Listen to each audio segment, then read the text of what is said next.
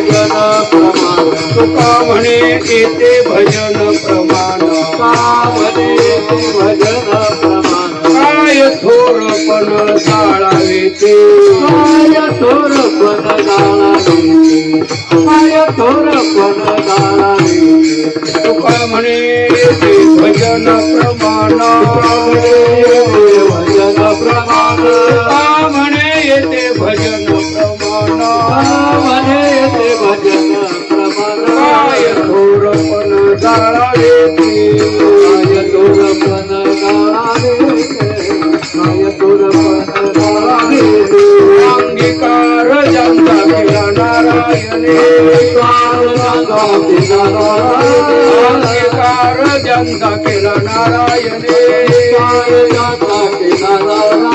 निंदेचे हितेने वंदे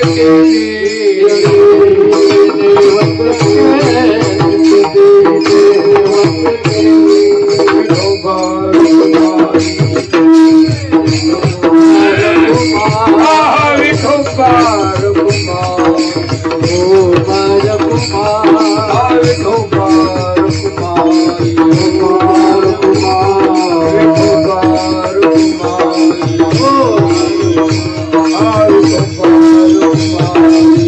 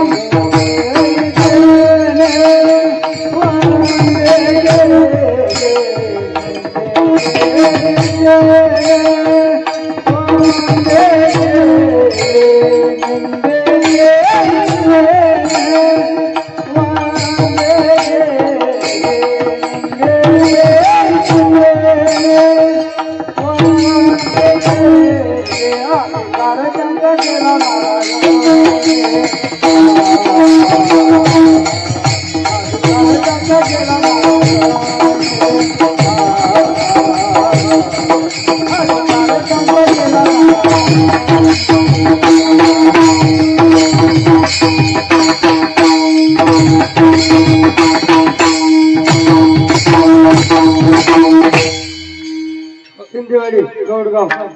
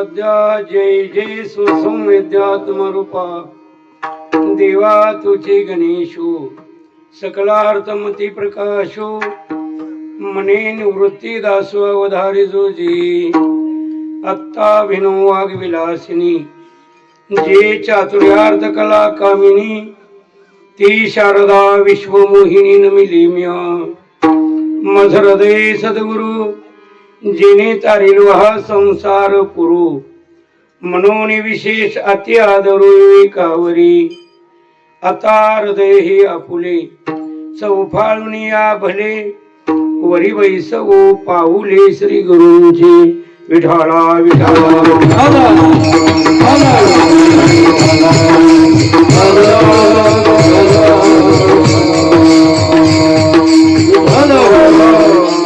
आजच्या प्रस्तुत प्राप्त प्रसंगी सेवेसाठी घेतलेला अभंग श्रीमंत जगद्गुरु तुकोबारायांचा आहे. अंगीकार ज्यांचा केला नारायणे निंदे तेही तेने वंदे केले अजामेळ भिल्ली तारिली कुंटिनी प्रत्यक्ष पुराणी वंदे केली ब्रह्महत्या राशी पातके अपार वाल्मिक किंकर वंदे केला अंगीकार ज्यांचा केला नारायणे निंदे तेही तिने वंदे केले तुका म्हणे येते भजन प्रमाण काय थोरपण जाळावे ते अंगीकार ज्यांचा केला नारायणे निंदे तेही तिने वंदे केले पांडुरंगा करू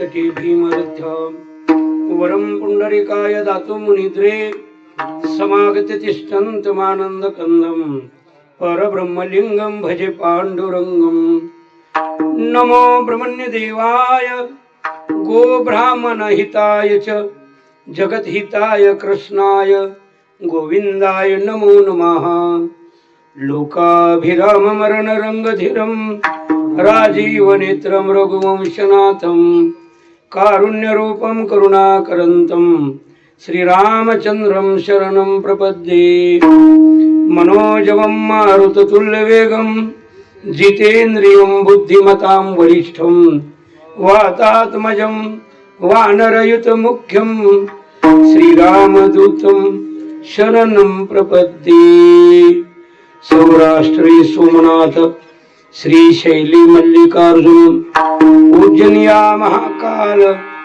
ओंकार ममलेश्वरम परल्या वैजनाथं जडाकिना भीमाशंकरम सेतु वंदे तु रामेशं नागेशं दारुकावने वाराणस्यात् विश्वेशं त्र्यंबकं गौतमी तटे हिमालयतु केदारं ग्रस्नेशं शिवालये यत्तानि द्वादशि लिंगानि सायं प्रातः पठे नरा सप्तजन्म कृतं पापं स्मरणेन विनश्यति। एकांती गुरुराज स्वामी चैतन्य रूपी शिवसौख्य नामी शिनलो दयाळा भवसाल भारी तुझवीन शंभो मद कोण तारी। सर्व मंगल मांगल्ये शिवे सर्वार्थ साधिके शरण्ये त्र्यंबके गौरी नारायणी नमस्तुते। विवेकाने जाणे सुघटित समाजा टिकविले महासिद्धांताचे गुण हृदय रसिकत्व उकलिले। लसित भक्ती रसे तरतर विला श्री भागवत तरु तया ज्ञानेशाते विमल मतीने वंदन करू। नमो सद्गुरु तुकया ज्ञानदीपा नमो सद्गुरु सच्चिदानंद रूपा नमो सद्गुरु भक्त कल्याण मूर्ती नमो सद्गुरु भास्करा पूर्ण कीर्ती। माझी वाणी तुझे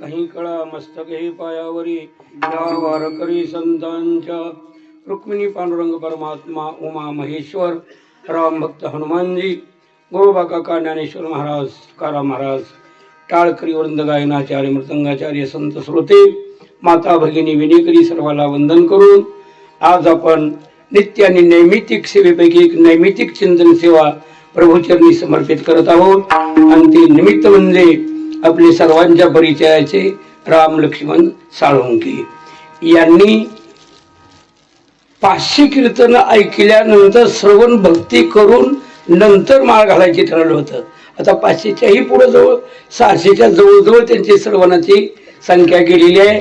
म्हणून त्यांनी चिंतन करूनच म्हणजे नामसंकीर्तन कीर्तनाचा असा कार्यक्रम करून अन्नदान भरपूर करून आणि मग माळ घालायचं असं त्यांनी जे ठरवलेलं होतं त्याप्रमाणे आज असणारी ही चिंतनाची सेवा आहे। तर तुकोबारा या अभंगात म्हणतात की खरंच भक्ती मार्गाला जर आपण लागलो भगवंताला शरण गेलो भगवंत अंगीकार करतो निंद सुद्धा त्याला वंद्य करून टाकतो। अंगीकार ज्यांचा केला नारायणे निंदे तेही तिने वंदी केली। आता निंदे म्हणजे काय नेमकं थोडक्यात म्हणजे विहित कर्म करणारा तो वंदनीय आहे आणि निषिद्ध कर्म करणारा निंदनीय आहे। म्हणून विधिते पाळीत निषेधाते गाळीत मद देऊनी जाळीत कर्म फळे। आता चांगला विचार केला तर आपण नवनाथ ग्रंथामध्ये गोपीचंद राज्याचं आख्यान पाहतो। गोपीचंदाची आई मैनावती हिनं फक्त एक साधू गायीची सेवा करत आहे फार वंदनीय आहे। आपण सुद्धा त्याला वंदन करून त्यांच्याकडून असणारा म्हणजे नामजप घ्यावा भगवंत आपला अंगीकार करतील। म्हणून त्या गोपीचंदाच्या आईनं मैनावतीनं तो गवताचा भारा तरी त्या साधूच्या डोक्यावर मोठा आहे पण डोक्यावर बी टेकलेला नाही आणि कुठं घेऊन जातो म्हणून दासांना पाठवून पाहिलं कुठं नेत होते तर म्हणले गाईला टाकलं बाबा तिकडे नेऊन। कुणाच्या गायी आहेत त्याच्या गायी आहेत का ते नाही म्हणले लोकाच्याच गायी असणाऱ्या त्या गायरानात चालणाऱ्या त्याच्यामध्ये गवत भरपूर नसतं थोडं थोडं आहे पोट भरत नाहीत म्हणून दुसरीकडून गवत काढून आणून गायीची सेवा करतात. वा, वंदनीय आहेत गोसेवा. आपण त्यांना शरण जायचंच. कुठं राहतात ती व्यवस्था केली, स्मशान भूमिकेत रात्री राहतात. रात्री अपरात्री गोपीचंद राजाची आई मैनावती त्यांना शरण जाते. संत आहेत ते, गायीची सेवा करतात. वा, पण रात्री अपरात्री गेल्यानंतर सुरुवातीला ते मात्र येऊ देत नाहीत. उगाच दगड टाक, काही टाक, यायचं नाही इकडं, असं तसं म्हणतात. पण त्यांचा भावच पाहिला पुन्हा, आणि मग त्यांना येऊ देतात आणि त्यांना जप देतात, बोध देतात. पण त्याच मैनावतीला वाटायला लागलं, आपला असणारा प्रभूंनी अंगीकार केला किंवा आपण सद्गुरू केला, आपल्या जन्माचं सार्थक झालं. पण माझा मुलगा जो गोपीचंद आहे, हा मात्र गुरुविनाच जीवन जगत आहे. पत्न्या त्याला भरपूर आहेत, पण गुरु नाही आहे. काय करावं अशा चिंतेत आहे. आणि एके दिवशी त्या गोपीचंदाला आंघोळ घालण्यासाठी चौकात असणारा म्हणजे चौरंग टाकलेला आहे, त्याच्यावर बसवलेले आहे, कपडे काढलेले आहेत, आणि ते वरच्या मजल्याहून फक्त गोपीचंदाला पाहत होती. अरे, गुरुविन जन्म व्यर्थ आहे आणि याचा देव अंगीकार करणार नाही. असाच याचा वडील सुद्धा असणारा दृष्टपुष्ट दंडा पिंडा असणारा शरीरानं होता. पण एक ना एक दिवशी काळ घेऊन गेला. याचंही असंच होणार आहे. तोपर्यंत यानं सद्गुरू करून भगवत भक्ती भजनाला लागावं, हा उद्देशानं अंतकरणात कळवळ आला आणि त्याच्या डोळ्यातून पाण्याचे थेंब पडले. ते नेमकं गोपीचंदाच्या पाठीवर पडले. पाठीवर पडल्याबरोबर त्यानं पाहिलं, अजून तर आंघोळ घालायला चालू केली नाही, पाऊसही नाही, पाणी कुठून पडलं म्हणून वर पाहिल्याबरोबर आईच्या डोळ्यातून पाणी आलेलं पाहिलं. तिथून उठले ते गोपीचंद आणि जिना चढून वर भर भर भर आईपर्यंत गेले. आई, तुझ्या डोळ्यात पाणी आहे. मी जर राजा असेन, पण जर पत्नी असणारा म्हणजे एवढे असणारा म्हणजे याच्या सारखं त्याला भरजरी साड्या देऊन मी सांभाळतो. आणि आई जर दुःखी असेल तर तिनं धरादेवी सुद्धा विह्वळ दुःखी होत असे. फार तिला दुःख होतं ग. म्हणले पृथ्वी मातेला, तू दुःखी आहेस, मी पत्न्या सुखी समाधानानं सांभाळतोय आणि तुझ्या डोळ्यात पाणी आहे, मग तुला कशाचं दुःख आहे? माझ्या पत्न्याने कुणी दुखवलं असेल बोलून तर मी त्यांची जीभ काढेन. कोणी दुसऱ्यानं तुझ्याकडे बोट दाखविलं असेल त्याचं बोट काढून देईन. कुणी वाईट वासनेनं पाहिलं असेल, त्याचं तुला दुःख असेल तर त्याचा डोळा काढून तुझ्या हातात देईन. तुझा मी मुलगा आहे गोपीचंद राजा, कशाचं दुःख झालं आई मला सांग. आई म्हणते, माझ्याकडं कुणी वाईट वासनेनं पाहिलं नाही, कुणी बोट केलेलं नाही, तुझ्या बायकांनीही मला दुखवलेलं नाही ना, तू बायकाला उंच साडीन मला कसं तरी नेसायला असंही नाही, मला चांगलं सांभाळतोस, त्याचंही दुःख नाही. मग का रडतेस? तर फक्त मला वाटलं की तुझा असा हा धट्टा कट्टा शरीर आणि असंच तुझ्या वडिलाचंही होतं, पण एके दिवशी त्याला काळ घेऊन गेले. तुलाही असाच काळ घेऊन जाणार. असा गेल्यानंतर तुझा देव अंगीकार करत नाही, उद्धार होत नाही. मला वाटतं की तुझा देवाने अंगीकार करावा, याच्यासाठी तू गुरु करावा असं माझी इच्छा आहे रे. आईला म्हणला, आई मी याच्यावर विचार करू आणि मी तुझा पुन्हा सांगतो. असा कोण गुरु आहे म्हणले. इथं आहे, तिथं गाईला चारा टाकतात हे सांगितलं. पण ही म्हणलं मला काही वेळ दे अजून. आणि हे काय माय लेकर बोलतात हे सगळ्याच पत्नीने ऐकलं होतं. आणि या पत्न्यांनी पुन्हा पाहिलं तर ही तिथं स्मशान भूमिकेत रात्री जातात दर्शनालाही. पण यांच्या मनात भाव वेगळाच आला. हे रात्री जातात ते अर्थी विषयाच्याच सुखानं जात असतील आणि आमच्या नवऱ्याला जोग देऊन कुठंतर लावायचा यांचा विचार आहे. आणि त्याच साधूला घेऊन हेच राज्य करणार आहेत की काय. म्हणून त्यांनी सांगताना मात्र नवऱ्याला चुकीचं सांगितलं की म्हणले, तुमच्या आई आम्ही कशाला बोलावं म्हणले, त्या गाईला चारा टाकणाऱ्या साधूकडे जातात आणि मग तुम्हाला जोग देऊन कुणकडे तर लावणार, गुरु करायला लावून ते राज्यात बसणार बघा म्हणले. ते त्याच्यापेक्षा आपण काय करू तर म्हणले ती साधूच खाटा खाजून पोरू. म्हणून तसंच केलं त्यांनी. बायकाचं ऐकलं गोपीचंद राजानं काही सेवक हाताचे घेतले आणि रात्री अपरात्री जाऊन तो साधू मोठा खड्डा खांदा खोल, त्याच्यात काही लीद टाकली आणि त्याच्यात ती साधू टाकला आणि वरून मी काय लीद टाकून चक पुरून टाकला, जिवंतच साधू पुरला. आता ही निंदनीयच कृत्य केले की राजानं, राजा आहे पण कृत्य निंदनीय केलंय. आता आईला वाटत होतं की ह्यानं वंदनीय कृत्य करावं, पण ह्यानं कृत्य केलं पत्नीचं ऐकून निंदनीय कृत्य केलं. पण हे कुठपर्यंत झालं, जोपर्यंत यांचा जालिंदरनाथाचा शिष्य कानिपा हे या गोरखनाथाला भेटत नाही तोपर्यंत. गोरखनाथाचं यांच्या भेटी झाली. कानिपाला भरपूर शिष्य होते आणि गोरखनाथ एकटेच होते. यांच्या भेटी झाल्या. कुठले तुम्ही तर नाथपंथीच आहोत असं तसं. अरे मग काही फळं खाऊ काय तर करू, मग शिष्याला पाठवून आणतो म्हणले. कानिपाला गोरखनाथ म्हणले अरे आता शिष्य आहेत म्हणून काय, आपल्या विद्याच्या सामर्थ्यानं आणावी फळं म्हणले. विद्येच्या सामर्थ्यानं फळं आणली, सगळ्यांनी सेवन केले आणि म्हणले आता जास्त उरली ती म्हणले हे काय करावं. मग ही होती तशी चिटकवायची, आम्हाला नाही जमत म्हणले. एकमेकात चकमक झाली गुरुबद्दल. तुझा गुरु कोण, माझा गुरु. त्यांनी सांगितलं गोरखनाथांनी मच्छिंद्रनाथ आहेत. त्यांनी सांगितलं माझा गुरु असणारा म्हणले जालिंदरनाथ आहे. मग ह्यांना माहित होतं तुझा गुरु लिदेत पचायला म्हणले, आणि यांनी सांगितलं तुझा गुरु स्त्री राज्यात वितेही विषय सुख म्हणले की नरकच साधू समजत तिथं पचायला आहे म्हणले. अशा एकमेकाला फक्त गुरु कुठं आहे ते ओळख झाली. आणि मग मात्र याच जालिंदरनाथाचे शिष्य त्यांच्या शिष्याच्या लवाजमेसह या लग्नीला आले ह्याला पट्टणाला. आणि इथं आल्यानंतर मात्र ह्याच गोपीचंदाला वाटतं मला आई फार 10-12 वर्षापूर्वी म्हणाली होती गुरु कर, पण तो गुरु उगम संमट्यात बसणारा होता म्हणले, ती टाकलाय पुरून. ही गुरु मला शोभायसारखा आहे म्हणले. काय शिष्य आहेत, हत्ती आहेत, काय लवाजम आहे म्हणले. असा गुरु मला राजाला शोभून दिसतो, ह्याला शरण जातो म्हणून ते गोपीचंद राजे जातात. पण त्याला माहित होत झालं गोरखनाथाकून तुझा गुरु तुझ्या गुरुला वस्तात भेटलाय म्हणजे पुरून टाकलाय लिदेत. हा, आणि म्हणून आता ह्याला शरीर नव ह्याला धन शाप देऊन धन करून टाकतो म्हणले. असा निंदनीय राजा आहे म्हणून ह्या नगरीला आलते.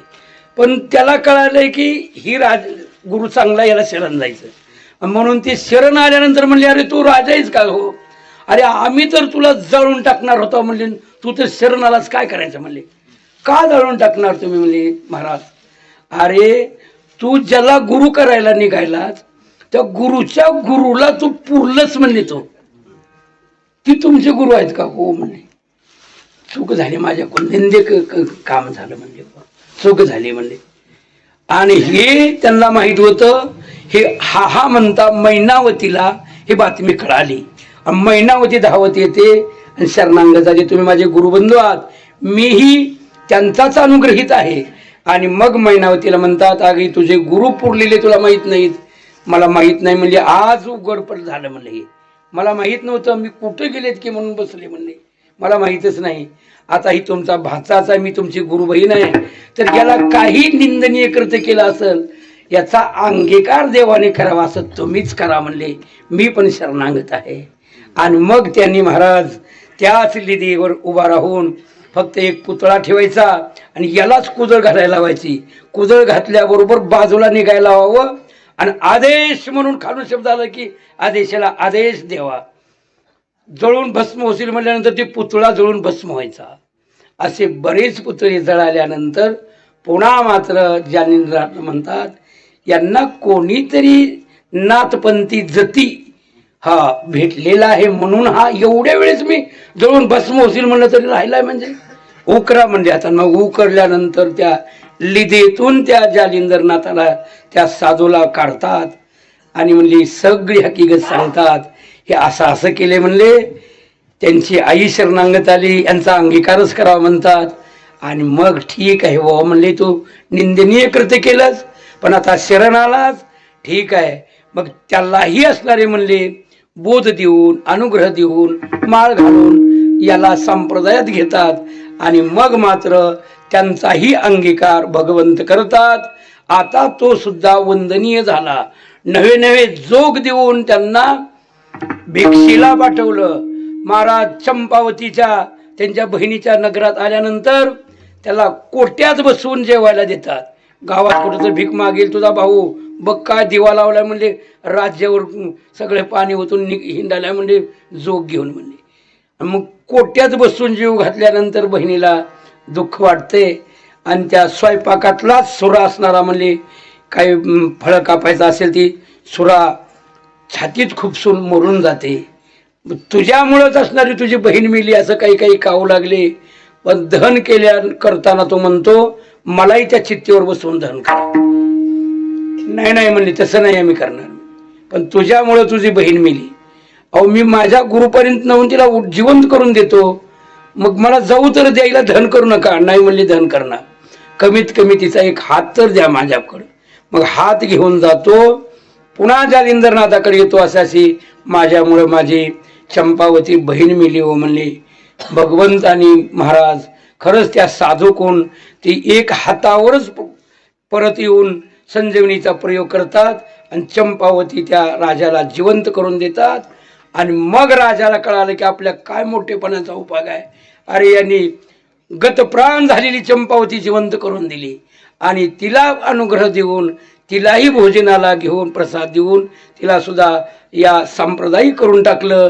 म्हणून तुकोबाराय सांगतात, अरे निंदनीय कृत्य करणाराही असेल तो जर भक्ती मार्गात आला तर त्याचा देव अंगीकार करतो आणि अंगीकार केला की मग महाराज तो निंदे सुद्धा वंदेच होतो.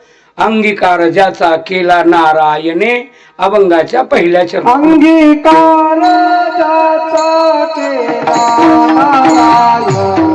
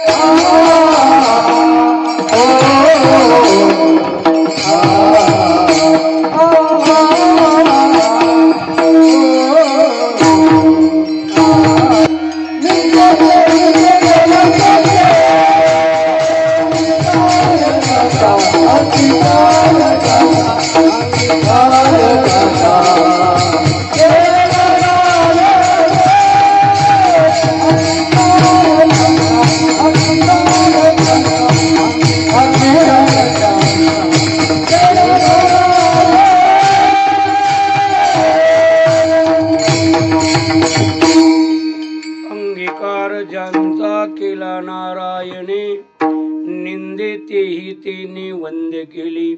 निंदनीय सुद्धा वंदे होतात.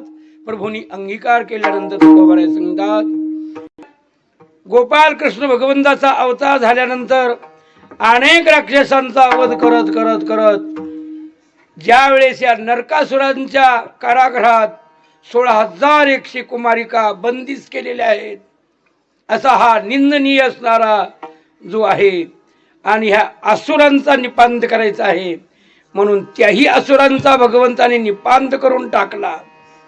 आता प्रभूने मारल्यानंतर तो त्याचा तरी काय उद्धारच होतो. कृष्ण कोपोनी ज्यासी मारी, तो पावेल ब्रह्म साक्षात्कारी, मा कृपेने उपदेश करी तो का न पवेल.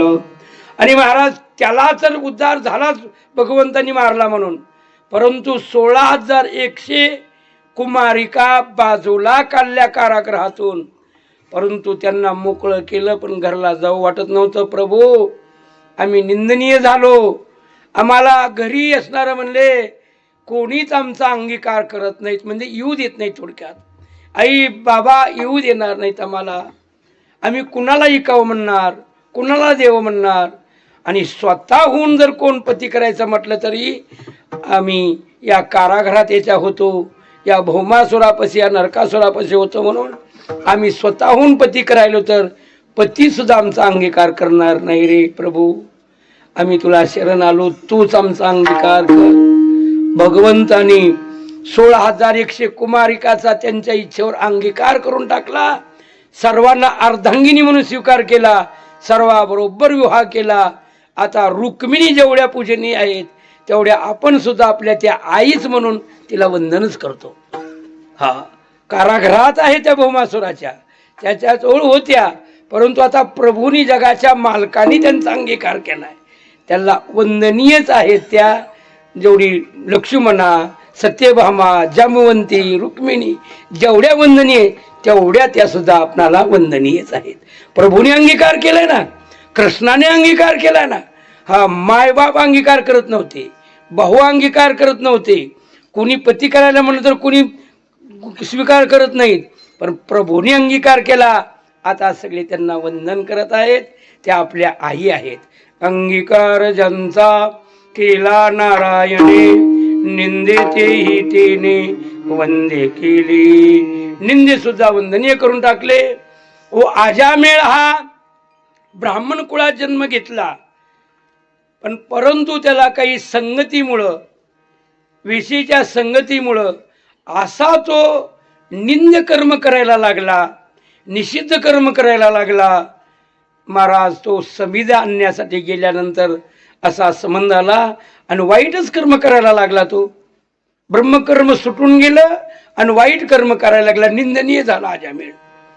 पण त्याच आजामेळाला प्रभू अंगीकार कसा करतात तर महाराज त्याच्या घरी एक दिंडी गेली. गावात गेल्यानंतर गावात मुद्दाम सांगितलं जा तिथं तुमची व्यवस्था होईल, आणि काही साधू त्यांच्या घरी गेले. आता त्याची जी आजामेळाची असणारी जी पत्नी होती ती म्हणते बाबा मी काय एवढी तुम्हाला सात्विक नाही बाबा, म्हणजे सेवा करायची सुद्धा माझी योग्यता नाही, पण तुमची भोजनाची व्यवस्था करते बाबा. व्यवस्था केली, त्यांना मुक्कामाला ठेवलेला, राहण्याची व्यवस्था केली. आजामेळ उशिरा आल्यानंतर म्हणू लागला कोण थांबले तर म्हणले त्यांना हाकलवलं. अहो मीच थांबवले, असू द्या, काही म्हणू नका, त्यांना जेवायला दिले, राहू द्या. आणि सकाळी चालल्यावर तर ते म्हणले आम्हाला काहीतरी दक्षिणा द्या. अरे म्हणले दक्षिणा का काय, राहिला होती, राहिला खाल्लंय ती खाल्लंय म्हणले, जावा म्हणले, पुन्हा दक्षिणा तर मागायला का म्हणले, राहू सुद्धा दिना गेलतो म्हणले.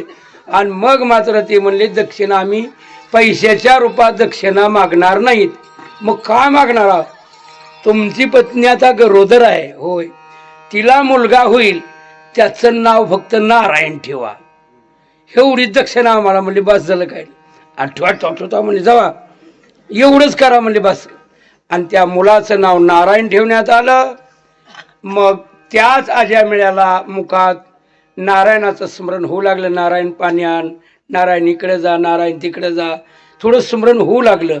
पण तरी बी काही एवढ्या योग्यतेचा नाही की बाबा त्याला वैकुंठातले विष्णूचे दूत येऊन घेऊन जाणार, एवढ्या योग्यतेचा नव्हता.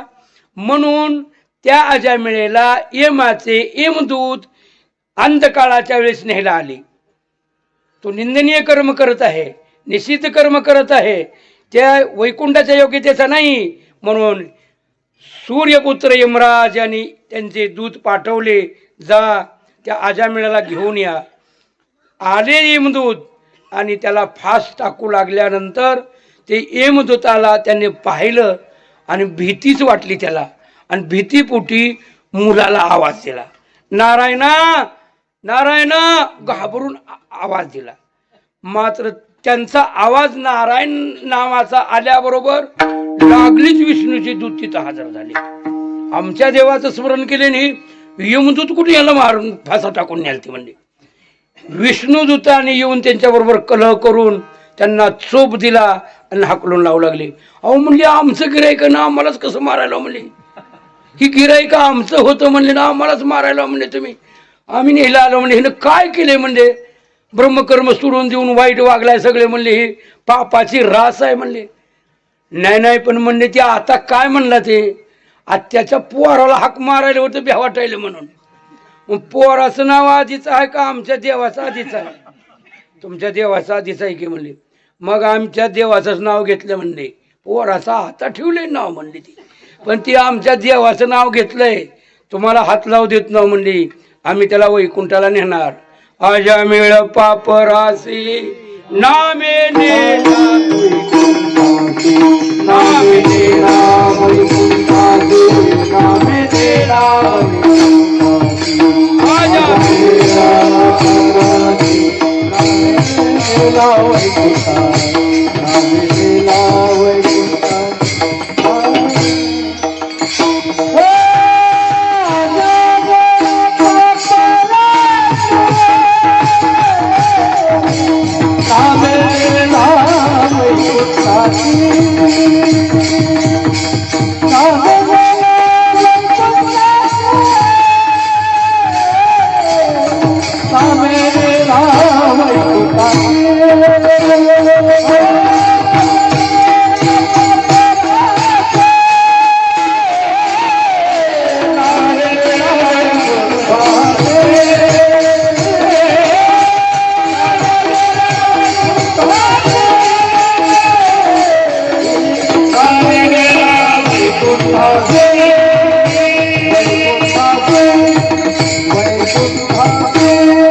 अजामिळ पापरासी नामे नेला वैकुंठासी.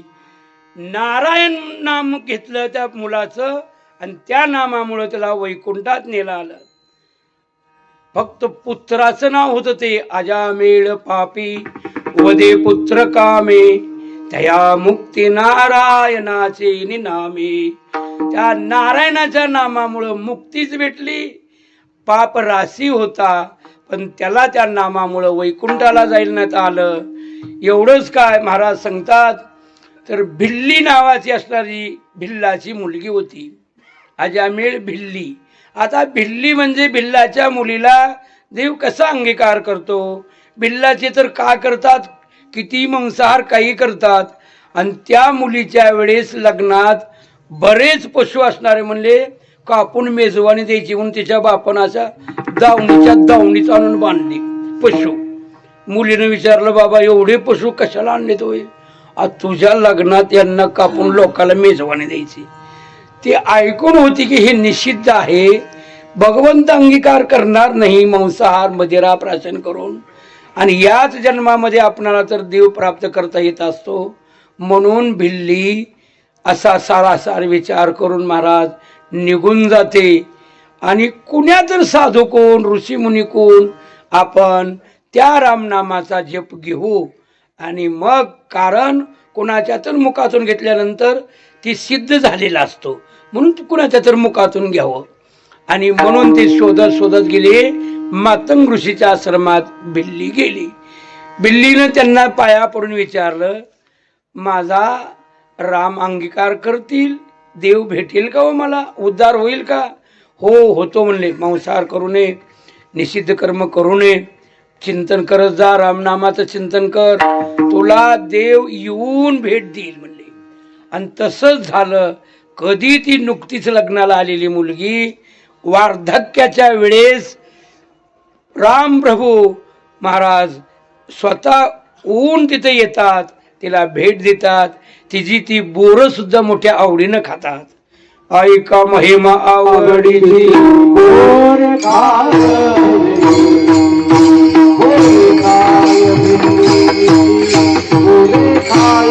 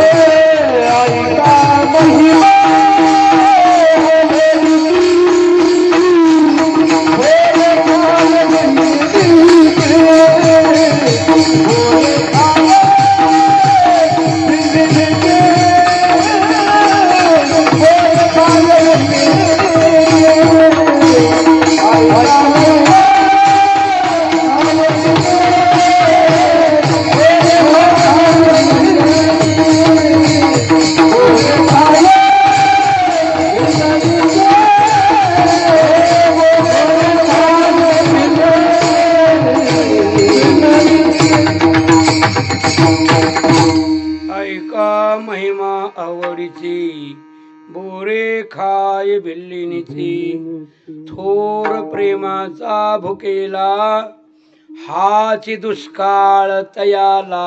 हाची दुष्काळ तयाला हाची दुष्काळ तयाला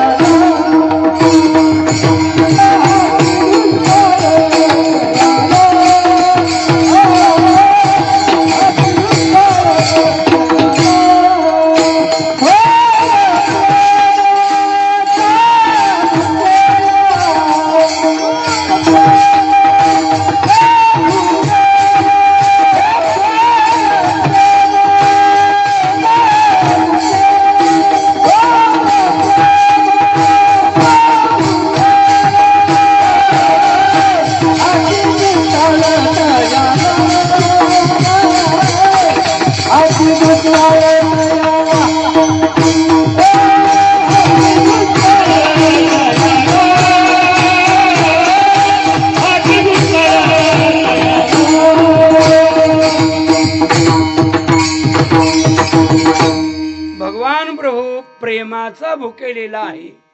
मोठ्या प्रेमानं ती मातंग ऋषींनी उपदेश केल्यानंतर चिंतन करत होती. त्यांच्या वचनावर विश्वास होता आणि विश्वासानं चिंतन करत होती. म्हणून तो प्रेमाचा भुकेलेला प्रभू तिची बोरं सुद्धा मोठ्या आवडीनं खातो. अंगीकार त्यांचा केला. आता आजामेळ्याचा केला, भिल्लीचा केला. आता कुंटिनी ही निंद्य कर्म आहे. तुकोबाराय सांगतात की सिंदळीचा कुंटनी वाटा आणि संग खोटा खोट्याचा. मग असे कुंटिनी पण ती सुद्धा स्मरण केलं. मग महाराज संघात वेशा गणिकाची सत्य लोका नेली. राघोबाचा असणारा छंद लागला आणि त्याच्या ह्याच्यात ती कुंटिनी सुद्धा उधळून भगवंताने नेलेली आहे. मग असं तुकोबाराय म्हणतात की आजा मेळ भिल्ली तारेली कुंटिनी प्रत्यक्ष पुराणी वंदे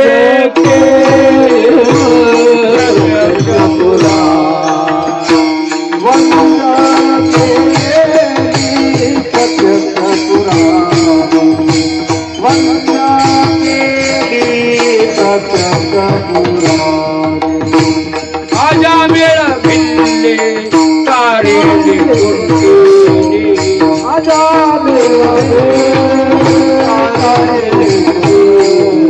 आजा मेळ भिल्ली तारेली कुंटिनी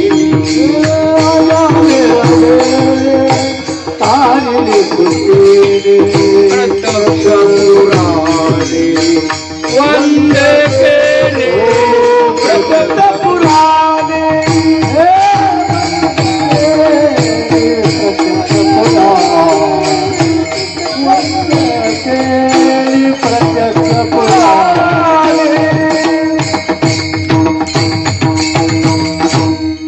आजामेळ असो निंदनीय आहे. भिल्ली तसंच मांसाहार निषिद्ध कर्म करणारे पण तेही भक्तीला लागली. तिचाही अंगीकार प्रभूंनी केला, कुंटिनीचा अंगीकार केला. फक्त त्यांनी प्रभूचं चिंतन केलं.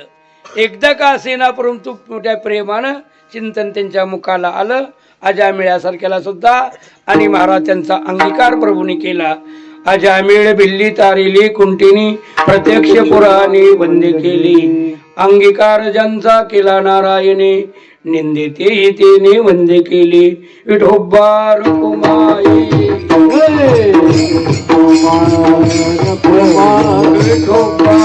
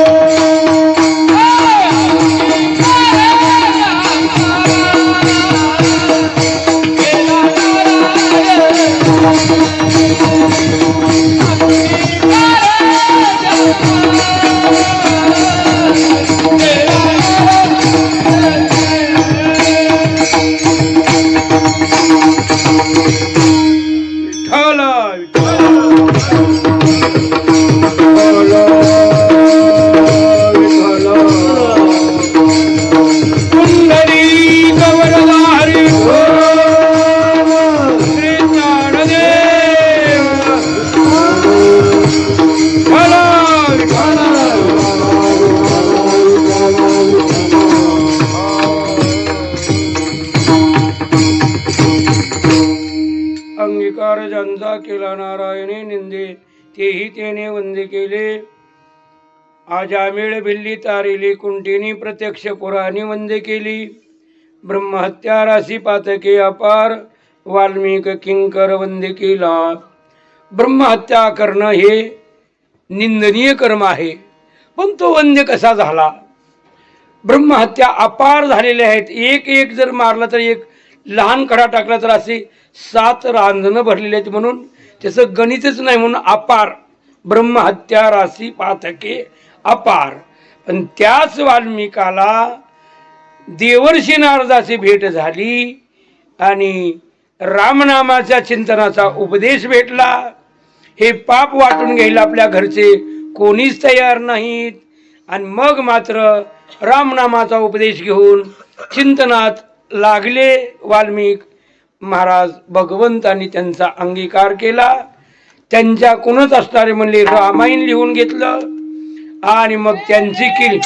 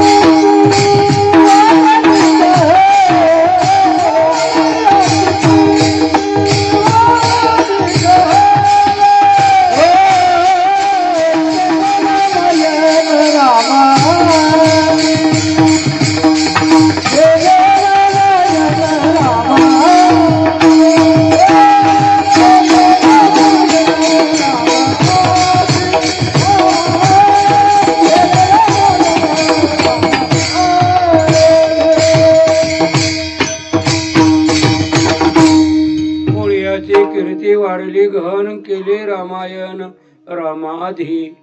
राम प्रभूचा अवतार आणखीन होणार आहे, तोपर्यंत अगोदरच रामायण लिहिलेलं आहे, त्याला अनागत भाष्य म्हणतात. आणि वाल्मिकांनी जसं लिहिलेलं आहे तसंच वर्तन केलं. बोलिला वाल्मिक तैसेची करीन. बोलला वाल्मिक तैसेची करीन. वर्तुनी वाल्मिक वर्तुनी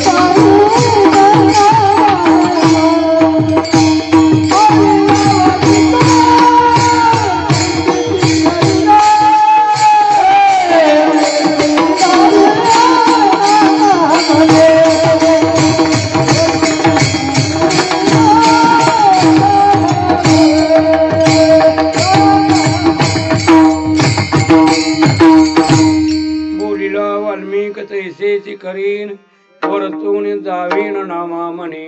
नामदेवराय सुद्धा अभंगात सांगतात, जसं वाल्मिकांनी लिहिले तसंच वर्तन करून दाखवलं. अगोदर ही रामायण लिहिलेले आहे, याला अनागत भाष्य म्हणतात.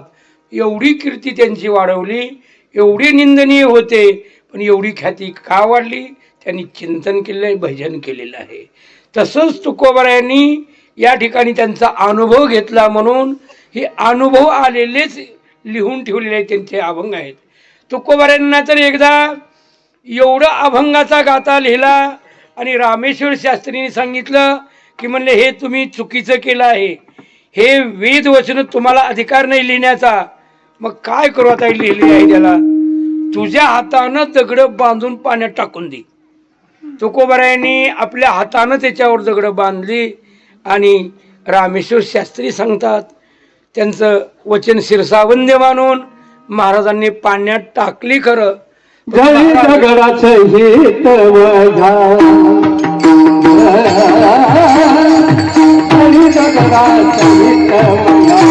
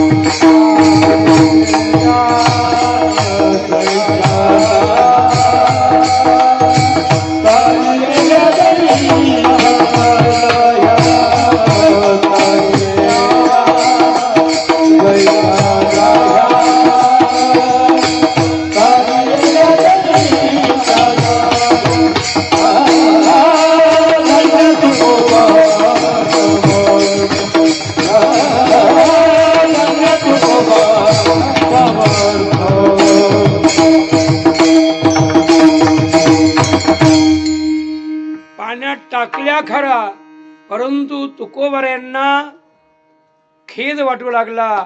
मी प्रपंच केला नाही, पण ही वह्या म्हणजे भगवंताचे याच्यात अभंग लिहिलेले आहेत, परमार्थ आहे माझा हा. मग ना प्रपंच ना परमार्थ झाले प्रभू, मला तुझ्या भेटीची आस लागलेली आहे. तुकोबारा याच्यासाठी असे 13 दिवस उपवासी होते बरं का. आणि भेटीची तर आस आहे, भेटी लागी जीवा लागली से आस, पाहे रात्रंदिवस वाट तुझी. कशी वाट पाहत होती तुकोबाराय? पौर्णिमेच्या चंद्राची वाट चकोर पक्षी पाहतो, कारण चकोराचं ते जीवन आहे. पौर्णिमेच्या दिवशी चंद्र पूर्ण होतो आणि पूर्ण झाल्यानंतर तो अमृत देतो आणि ते चकोराचं जीवन आहे. मग त्या पौर्णिमेची वाट चकोर कशी वाट पाहत होतो. जसं राम महाराज आपले ह्या पौर्णिमेची आणि 1 तारखेची वाटच बघत होते. 1 तारीख कवा येते आणि पुन्हा कवा येते. त्या दिवशी आपणाला हा सर्वांना अन्नदान, वस्त्रदान, ज्ञानदान सगळं हे करायचं. त्या दिवशी ह्या पौर्णिमेची वाट पाहत होते. तुकोबाराई असेच वाट होती. पौर्णिमेचा चंद्र चकोरा जीवन तैसे माझे मन वाट पाहे. तसं माझं मन देवा वाट पाहत आहे रे. किंवा दिवाळीच्या मुळा लेकी असावली पाहतसे वाटुली माहेरची. भुकेलिया बाळ अतिशोक करी वाट पाहे परी माऊलीची. त्या न्यायानं तुकोबाराय म्हणतात मला भूक लागली रे देवा. कशाची भूक लागली? जेवायची नाही, फक्त तुझं मुख पाहिजे. तुका म्हणे मज लागली से भूक धावून श्रीमुख दावी वेगी. फक्त तुझं श्रीमुख दाखव आणि मला फक्त हे माझ्या हातानं नसलेलं माझ्या हातानं टाकल्याचा खेद वाटतो. म्हणून महाराज भगवंतांनी मुख तर दाखवलं. बाळ वेश घेऊन श्रीहरी भेटला. देव भेटला विधीचा जनिता तोची आठव हा दिला. महाराज त्यांना भेटही दिली, त्यांच्या वयाही वर आणून दिल्या. महाराजांना आनंद झाला. महाराज या अनुभव त्यांना आलेले आहेत. भगवंत कसा अंगीकार करतो, भगवंत कशी कृपा करतो याचा अनुभव आहे. पण थोरपणानं मात्र त्याला संपवून टाकतो. बघा ब्रह्महत्या एवढ्या अपार असेल त्याला वंद केलं. ब्रह्महत्या राशी पातके अपार वाल्मिक किंकर वंद केला. आणि तुकोबाराय म्हणतात इथं भजन प्रमाण आहे, त्यांनी चिंतन केलेलं आहे. निस्ता थोरपणा महत्वाचा नाही. कारण बघा एकदा भगवंतानी कंसाला मारलं. आता कंसानं धनुर्यागासाठी म्हणून कृष्णाला बोलावून घेतलं होतं. धनुर्याग आहे म्हणून. पण बळीराम दादा कृष्ण आल्यानंतर हे धनुर्याग तर काय सहजच धनुष्य उचलून त्याला मोडून टाकतात आणि कितीही मल्ल आले तर त्यांच्याबरोबरही असणारे करतात. पण कंसाला मारल्यानंतर त्याचा जो आप्त पाहुणे जरासंध वगैरे हे चढाई करून आले. परत जरासंधालाही मारलं. पण पुढं एक असा होता की कृष्ण भगवंत जरी असतील तर मला मारत नाही म्हणून काळ येवण नावाचा जो होता ना तो म्हणला मी एवढा थोर आहे की मला कृष्ण मारत नाही. गवळ्याच्या पोराच्या हातून माझा मृत्यूच नाही म्हणे. मी चढाई करतो म्हणून पुन्हा काळ येऊन आला चढाई करून. भगवंतानी महाराज त्या द्वारकामध्ये सर्वांना मधी बसवलं. मी एकटाच युद्ध करतो म्हणले आणि एकट्याच रणमंडळात उतरला आणि हा काळ येऊन चढाई करून आला. आक्रमण केलं. भगवंतानी त्याच्यावर चढाई केली. पण मुद्दामच रण सोडून पळून गेले म्हणून त्यांना रणछोड राय म्हणतात. पण पळून गेले कुठं की फक्त एका विवरामध्ये मुचकुंद झोपलेला आहे. आणि मुचकुंदाला इंद्राने सर्व देवांनी वरदान दिले की तू इंद्राच्या सहाय्यतेला मदतीला जाऊन त्यांना युद्धामध्ये सहायता केलेली आहे. दमलेला आहेस, टणकून गेलेला आहेस, विश्रांतीची गरज आहे ना? हो मला फार विश्रांतीची गरज आहे, मला कोणीच उठवू नये असं ठिकाण द्या.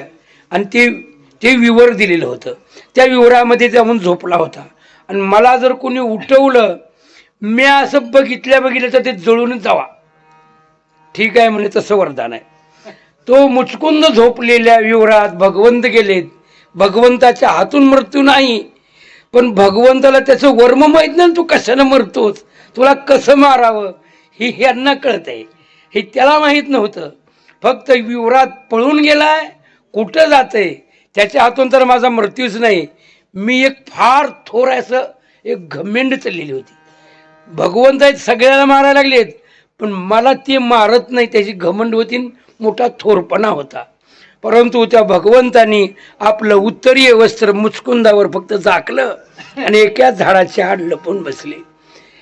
तो आल्याबरोबर त्याच्याकडे विवेक नव्हता, विचार नाही की खरंच कृष्णच आहे का दुसरं कोण झोपलंय. हे सुद्धा फक्त वस्त्र बघितलं, हे त्याचंच वस्त्र आहे आणि ही झोपलाय म्हणले. लई टणकून गेलाच काय म्हणले, लातच घातली त्याला. लात घातल्याबरोबर त्याचा थोरपणा जळू लागला. उठून बघितल्या जळायला लागला. काय थोरपणाला करायचे अभंगाच्या शेवटच्या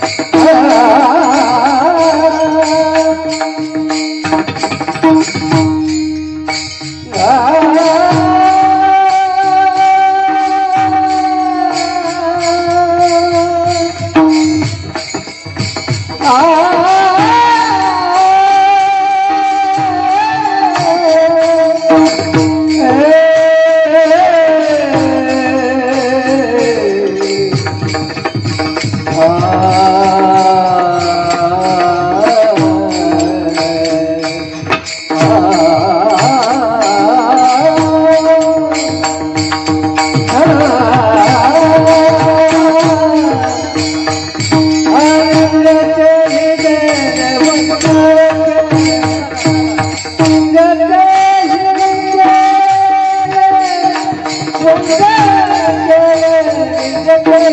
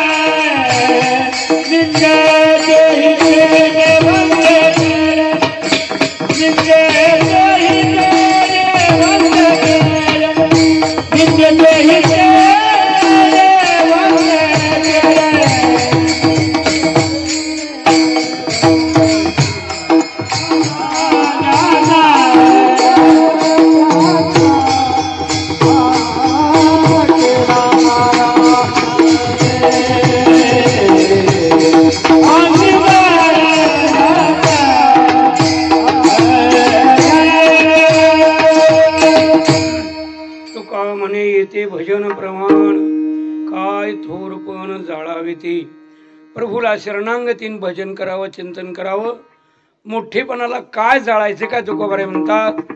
अरे त्या काळे उन्हाला वाटत होता मी गवळ्याच्या हातून मृत्यू नाही म्हणजे मला कृष्ण सुद्धा काहीच करू शकत नाही. परंतु भगवंताला त्याची वर्म माहीत असतात. भगवंतांनी त्याला लगेच जळून टाकलेला आहे आणि निंदे सुद्धा वंदे केले. अरे धोंडा म्हणजे काय, 12 महिन्याचा मळ असतो त्याला मलमास म्हणतात. तो निंदनीय झाला. सगळे महिने त्याला नावं ठेवू लागले, तू निंदे आहेस, मळमास आहेत. आमच्या महिन्यात चैत्र म्हणतो राम जन्मकाळ आहे, पाडवा आहे, काही सण असतात. तसेच वैशाख म्हणतो अक्षय तृतीया आहे, नरसिंह जयंती. 12 महिने म्हणतात तू निंदिनी आहेस, मळमास आहेस, धोंडा आहेस. हा धोंडाच प्रभूला शरण गेला. प्रभू हे सगळे मला निंदे म्हणत आहेत. प्रभूने त्याचा अंगीकार केला आणि स्वतःचं नाव दिलं. आजपासून तुला पुरुषोत्तम मास म्हणतील आणि या महिन्यात तर जेवढं चिंतन दान करील ते या बाकीच्या पेक्षा अधिक पुण्य होईल. मग तर त्या सगळ्यापेक्षा हा वंदनीय झाला. म्हणून निंदे सुद्धा वंदे होतात. पण त्याला शरणांगत जाऊन त्याचं भजन करावं. ज्ञानेश्वर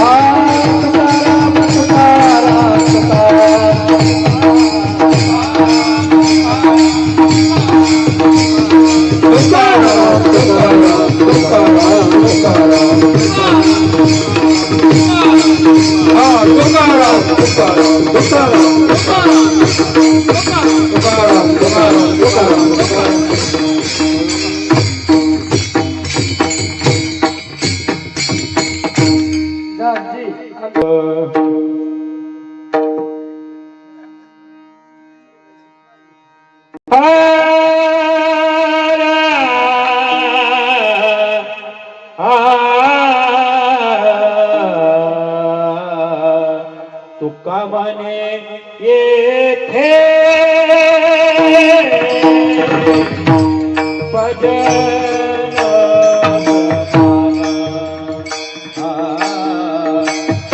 तुका म्हणे येथे भजन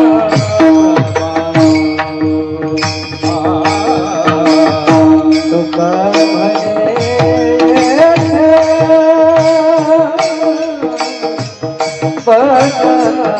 प्रमाण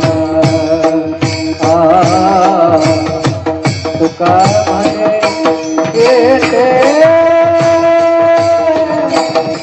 भजन प्रमाण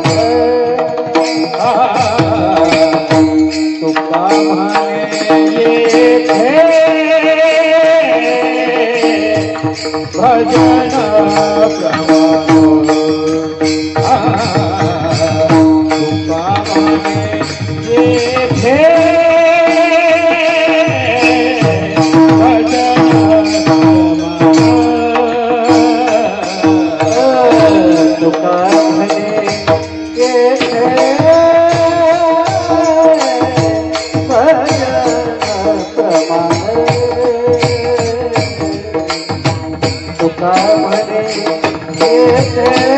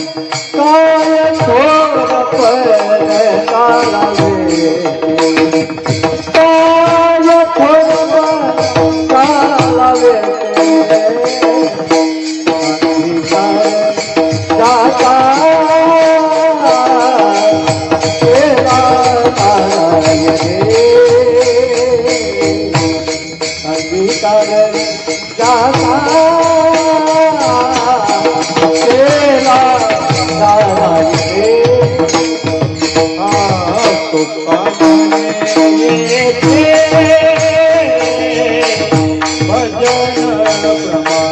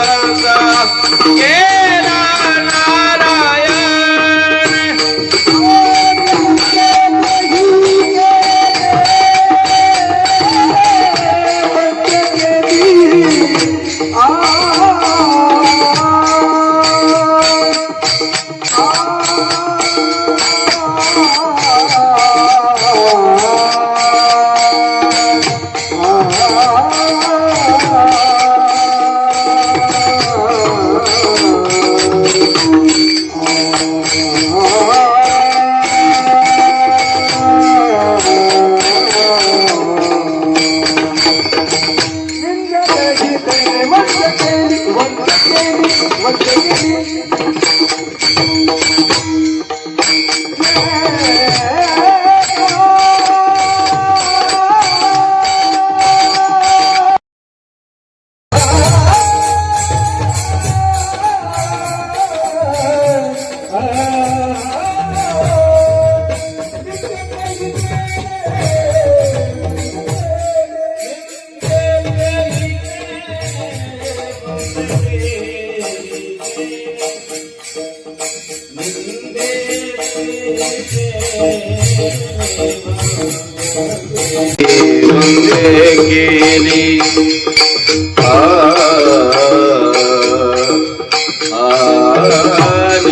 केली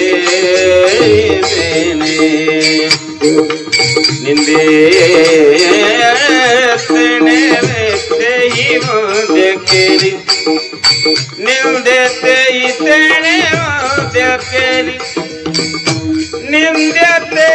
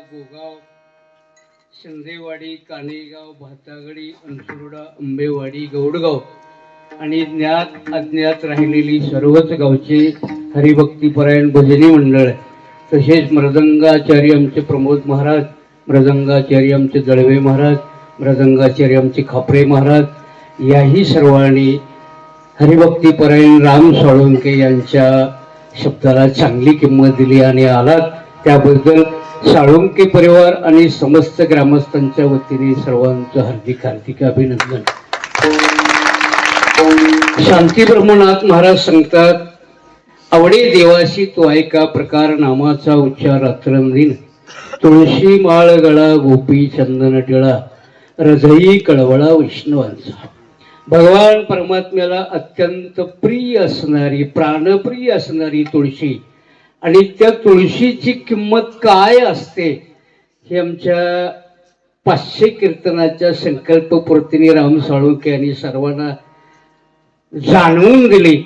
याच पद्धतीनं आयुष्यभर तुळशीची किंमत ठेवावी असं त्यांच्या वतीने सर्वांच्या चरणी मागणं मागून पूर्ण होतो. विठ्ठल जय जय विठ्ठल जय जय